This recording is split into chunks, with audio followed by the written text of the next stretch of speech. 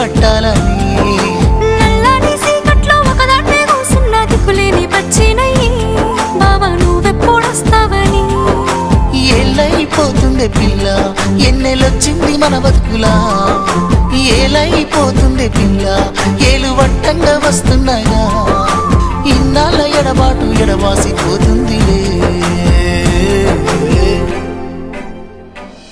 ఈ సీనయ్య గుండున్నదే